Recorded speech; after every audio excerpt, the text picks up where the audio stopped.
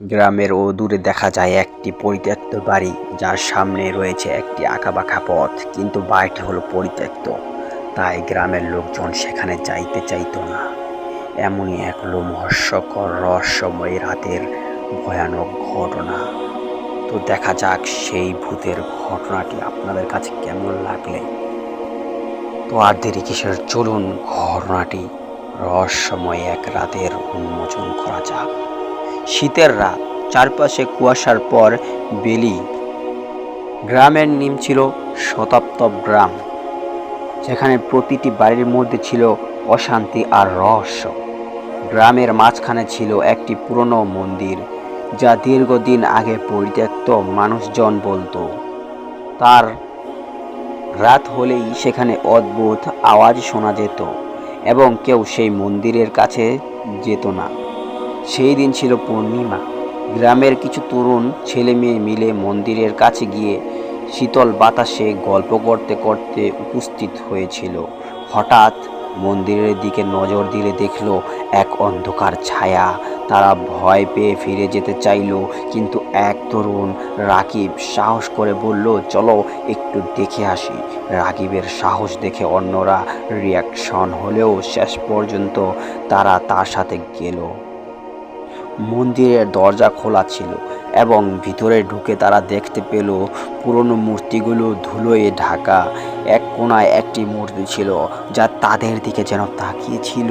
সেই মুহূর্তে এক ভয়াবহ আওয়াজ ওঠে, যা যেন রক্তের ভিতরে শিহরণ দাঁড়িয়ে দিল। তারা তাড়াতাড়ি বের হতে চেষ্টা করলো, কিন্তু মন্দিরের দরজা হঠাৎ বন্ধ হয়ে গেল। আতঙ্কে তারা একে অপরকে দেখছিল। রাকিব ভিতর থেকে বলল, আসুন আমরা শুধু দেখব। কিন্তু অন্ধকারে এক অবক্ষয় অশরীরের উপস্থিতি অনুভব হচ্ছিল। এক সময় মন্দিরের ভিতরে একটি পুরনো ঘড়ি বাজতে শুরু করলো, যার আওয়াজ যেন মৃত্যুর ঘণ্টা।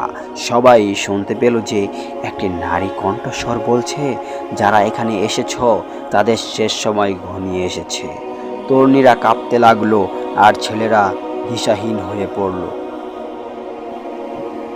রাকিব সাহস জোগাতে চেষ্টা করলো, কিন্তু মূর্তির দিকে তাকালে তার মনে হলো মূর্তিগুলো যেন জীবন্ত হয়ে উঠেছে। হঠাৎ মন্দিরের ভিতর অন্ধকার থেকে এক নারীর ছায়া বেরিয়ে এলো। তার মুখ কোনোভাবে ছিল না, কিন্তু তার চোখ ছিল একটি অবক্ষয় শূন্যতা। নিশ্চয়ই তা বাস্তব নয়, ভেবেছিল তারা।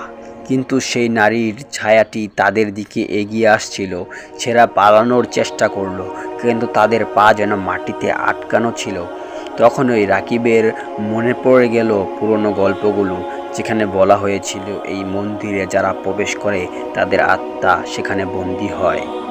একটা ভয়াবহ চিৎকার ভেসে এলো।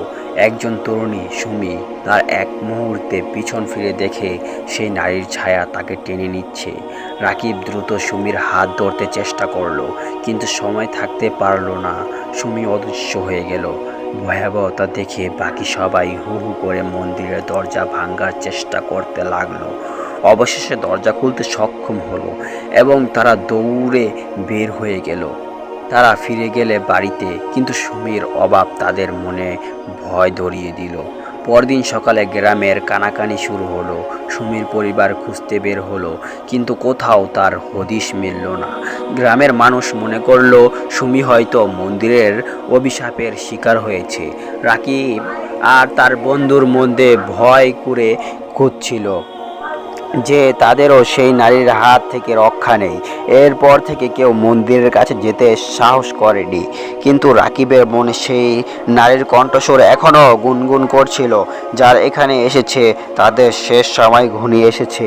সেই রাতের পর সাতগ্রাম ভৌতিক ঘটনার কথা বলায় মানুষজনের মধ্যে এক ভীতিকর পরিবেশ তৈরি হলো। কেউ আর রাতের বেলায় বাহিরে বের হতে সাহস করেনি। মন্দিরের ভয়াবহতা আজও সেই গ্রামে বয়ে গিয়েছে, আর সুমির নাম ইতিহাসের পাতায় হারিয়ে গেছে, যেন সে কখনো ছিলই না।